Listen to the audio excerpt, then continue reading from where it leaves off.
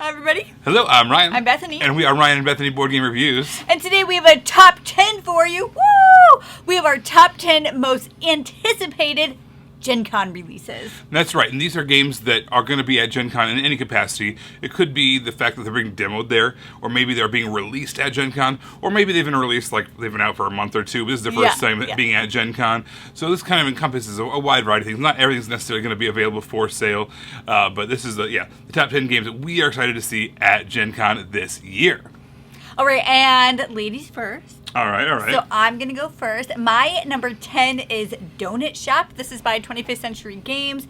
And I remember we got a chance to play this before the Kickstarter. And oh my gosh, I just, it was really mean. But I kind of enjoyed that. The meanest donut game there is. You're trying to build these donuts and get them in a certain order, but then you put boxes over them. And so somebody scores before you can score. And it's really frustrating. But the components on just not the official product, but the components of the unofficial product were amazing. So I'm just really wanting to see what the official product looks like. All right, so my number 10, this is AMUN-RE. This is actually basically the 20th anniversary edition of the original game from 03. But yeah, this is basically kind of streamlined rules a little bit, new artwork, new graphic design, all that kind of stuff. It's all about these pyramids. It's all about Egypt as a pharaoh buying land, trading, building the pyramids. It's Knizia, and I feel like Knizia's been going through this phase of redoing some of his games.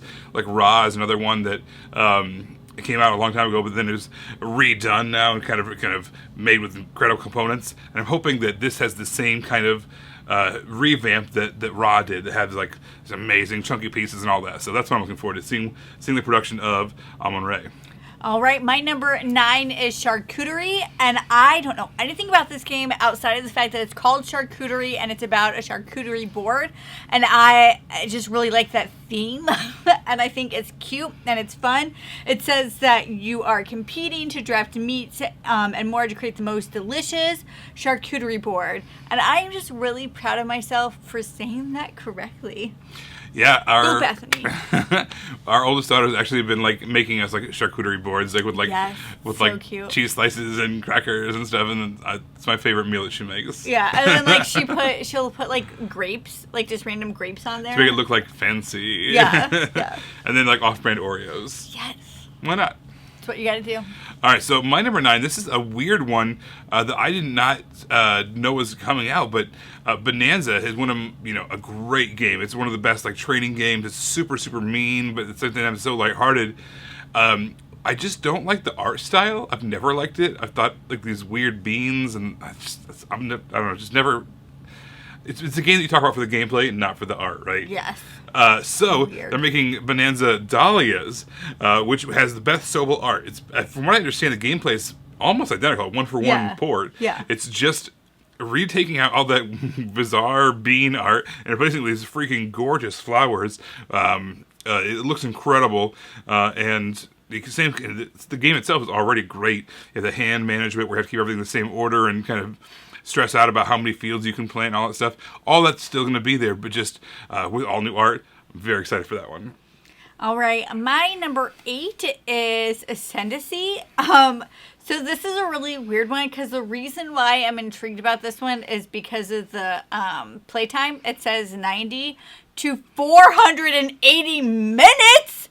What does that even mean? It means you just buckle up. You're in there for a while. They say the caption on Board Game Geek is the ultimate 4X meets worker placement experience.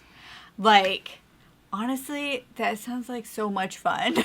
Yeah, but I wish you knew which version you were going to get, the 90-minute version or the 480-minute version. Yeah, what does that mean? What are you trying to tell me? If you're going to play, TI4, you're getting in for a 10-hour game. You just know that. But this is sounds like you might have a short game, you might have a long game. And at first I'm thinking, I wonder if it's per player count, but then it'd be 90 to 360 because it's 1 to 4. So I don't know where. I don't know where this is coming from. Yeah. No, nothing about it. Just that intrigued me. All right, so my number 8 I want to talk about, this is Forbidden Jungle. All right, so for a while, Matt Leacock was making these games in this Forbidden series. There was Forbidden Island and then Forbidden Desert. We love those games. Still have them on the shelf to this day. Yeah. Play the heck out of them. We played Forbidden Sky, too. Well, I was into that. Obviously, Pandemic was amazing. Then Forbidden Sky came out. We didn't really like it. It had a cool gimmick. Yeah. And had a couple cool things about it. But at the same time, we would have rather played any of his other games. It was my favorite, actually. But it took too long for what the game was. Yeah. Yeah. So I've got high hopes for Forbidden Jungle because I want to bring it back to a little bit of the familiarity of what we know about and like about the Forbidden series and what Matt Leacock's capable of. Is a genius, as far as cooperative games. We've got a kids game, Morads in Space. But at the same time, I want to see what happens post Forbidden Sky. See what he's been up to. So that's why I'm excited about Forbidden Jungle. And in my mind, I like to think that there's a cohesive story, like, between all of these Forbidden games. That there's one overarching, like, I need somebody to do that story for me. Yeah, I think, didn't at one point you, start to try to figure it out? Yeah, I just, There's certain, landmarks and certain, items and artifacts. I was just making stuff out because there needs to be, the fan fiction for that. Okay, so my number 7 is Blob Party, which just looks so cute and adorable. This is a WIZKIDS game, and you're literally trying to think the same. You have this Play-Doh type substance, and you're trying to, it's cooperative, and you're trying to do the same thing to add more to your blob. I think you're trying to merge with other people's blobs and combine your Play-Doh. Yes. So I think that's what's happening. How adorable and cute is that? And getting kids to do something dexterity, it just makes them more likely to do it. So I'm really intrigued by this one. All right, my number 7, this is The Forges of RAVENSHIRE. This is a game all about these adorable woodland animals, but they are known for making weapons and shields and armor and all that stuff. They are blacksmiths, basically. And so there's a little bit of some set collection, some resource gathering, some order fulfillment as you're going through. The artwork is fantastic. I had a chance to play this, actually, with the designer, and it was always a incredible experience. So I'm definitely looking forward to seeing the final version of everything and get a chance to just play that. So definitely check out Forges of RAVENSHIRE from BA Games. My number 6 is Queen by Midnight, and this is it just seems really cool. So you're a princess and the queen died, and you want to be the one in the throne. So there's bluffing in it and bidding, and the components look really cool. It has this amazing clock tower that's a part of it that I think keep track of the turns, and it's also a dice tower. So I really want to see how this all comes together. All right, so my number 6, this is kind of an oddball pick. I just saw it. I thought the theme was super, super cool. And this is Applejack. This is by Indie Boards and Cards. I think more or less what's happening is you are planting apples, right? Is that more or less the shtick of it? The artwork looks cute, looks fun, and it's a theme that we haven't really seen before. And I don't know, it reminds me of Johnny Appleseed, right? It's kind of the feeling that it conveys. It's the picture on Is the it probably, yeah. So that's I don't know, that American folklore kind of theming is, I feel like it's an underdone theme. We don't have to talk about, I would love to, make a Pecos Bill game or Babe in the Big Blue Ox or some of those kinds of things. Yes. So I feel like that's where this is headed. I don't know much about it gameplay wise, but I'd love to see if that's kind of where things are headed with that game. My number 5 is KELP, and this is a game I'm really excited about because a friend of the show, this is his game, so I really want to see it. Very nice. Shout out. Yes. So I want to see this. It's about, it's like octopus and shark, right? Oh, it's not pulling up. But it's really cool. 2-player going off, trying to kill each other. You know how I feel about that stuff. dueling aquatic business. Yeah, it's going to be great. So I'm really hoping that I get a chance to check this out. Okay, so the next one I want to talk about, this is my number 5, I believe we're on. We're into the top half of the list. And now, this whole list doesn't really, mean, the bottom half is bad and the front half is good. No, these are all games we're excited about. We just have to put them in order. Right? All right, so this is Wandering Towers. This is from Capstone Games. I had a chance to demo this at Gamma Expo, and it has these incredible towers that you're stacking and moving along. There's a memory element to it because you have your meeples. Your meeples need to land on a certain spot on this rotating board, but they can also get trapped inside of the castles, and the castles themselves are moving around with your guys inside of them. And you've got to remember where your stuff is so you can move. The cards are multi-use cards. They can either move your meeples or the towers themselves, and so you're trying to keep track of it all, and it's just a blast. And it looks incredible on the table. It's lighter than some of the other Capstone games we've seen lately, like let's say Arc Nova or something like that, but it's a little more family friendly, I suppose. But at the same time, super, super fun. I had a blast playing it, and I'm looking forward to actually getting seeing the retail copy and seeing all that. All right, we are carrying on to my number 4, and that is Barcelona. And this just seems like a really straightforward Euro game. You're building Barcelona, and I think the cover art, I'm like a real big sucker for cover art on a board game. Like, I'm that person that you're advertising towards. When I see something, I'm like, ooh, that's pretty. Well, I'm going to pick up your box, and I'm going to look at it in the store. So it won. Barcelona, you got me. Well, I think that's, when you're doing a preview list like this, you almost need to judge, do a little bit of judging off of the cover. You don't know exactly, other than you have a chance to play a demo of it or whatever beforehand, but other than that, you're going off of gut feelings, and if they can impress you with that box art. So I never used to be that way. Like, I never used to be impressed by box art. It's like, all right, but show me how the game works. Yeah. But now there's so many games. Too many games. It's like, all right, well, you got to give me a foot in the door to make me excited about your gameplay. Once you've got me excited with your art. So I feel that. All right, so number 4, I am pretty excited about. This is a game.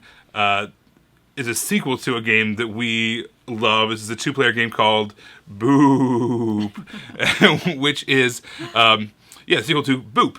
This is a 2-player abstract game. You have these adorable cats, and they are trying to basically place themselves and bounce off of the bed, trying to get 3 in a row. But it's hard to do because as you place them, the other ones kind of bounce away from you. So it's like this is constantly evading, trying to block other people from getting their 3 in a row while trying to get your 3 in a row. But it's cute. There's like pumpkins in it, right? So this is basically the same core rules, but first of all, the pieces themselves are upgraded and have this kind of this cute, spooky feeling. I think the word is spoopy, but I hate that word, so I'm not going to use it. It is spoopy. But I reject that word. I reject it and call it cute, spooky, and it just makes more sense without having to say the word spoopy. Spoopy. I challenge that. You know what it reminds me of? Shapoopy. Exactly. It makes no sense. But also, it has now some ghosts that are roaming around the board, in the cracks of the board, and it's kind of scaring the cats away. These scaredy cats, right, are bouncing away. Oh my gosh. It's adorable, and at the same time, it is a perfect brain teaser. You're just like, it's perfect, tickling your brain the right way.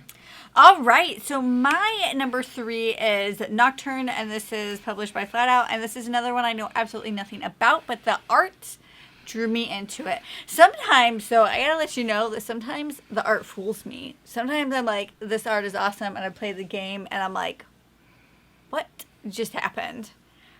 Has that ever happened to you? Because I want to know. Let me know in the comments below if you've A, what Gen Con games you're really looking forward to, but B, I also want to know, have you ever saw a book or a preview to a movie or the cover to a board game and you're like, I know in my gut this is going to be great, and then you read it, watch it, play it, and you're like, I was deceived. I want to know. Let me know in the comments below. All right, so next one I'm going to talk about, this is Sky Team. I got a chance to play this as well. It's a 2-player only game. 1 player is the captain, 1 player is the co-captain. You guys are flying a plane together, and your goal is to land this plane. But you have all these different controls. You have basically this whole cockpit full of controls and things that you're trying to use dice to manipulate. The plane has pitch to it, right? So it's going to be up or down or whatever the case is. Then on top of that, it has speed, and you have so much going on, and you have to deploy the landing gear, all this stuff before the thing lands, and any one thing that goes wrong makes it so the plane doesn't land safely. So you have to get all of it together, work together properly, but you don't know what you're going to roll either. So you need to have these cups of coffee that you can use to modify a dice. It's a blast. There's a whole bunch of different scenarios too. So sometimes there's planes that they have to you have a scenario where you have to usually you just land like this, but sometimes there's a challenge, like a narrow gap you have to hit, so you have to actually tilt your plane so it's vertical and then flatten it back out at the end, and all kinds of crazy stuff. Lots of different scenarios makes this a an excellent 2-player co-op, which the 2-player co-op games are like few and far between. I feel like most are like are 2 to 4 player, right? But this is designed specifically for 2, and it is legitimately awesome. I do have to say the 2-player games that are specifically designed for 2 players are pretty good. That's true. Yeah, That's so when true. that's like your object, that's what you're trying to do, then I feel like they've pulled that off. They being like these random theys have pulled it off pretty well. All right, so my number, what are we? We're on 2. Is this my 2? We are on 2. We were cruising through this list because we're excited. Gosh. My number 2 is Forest Shuffle. It's just.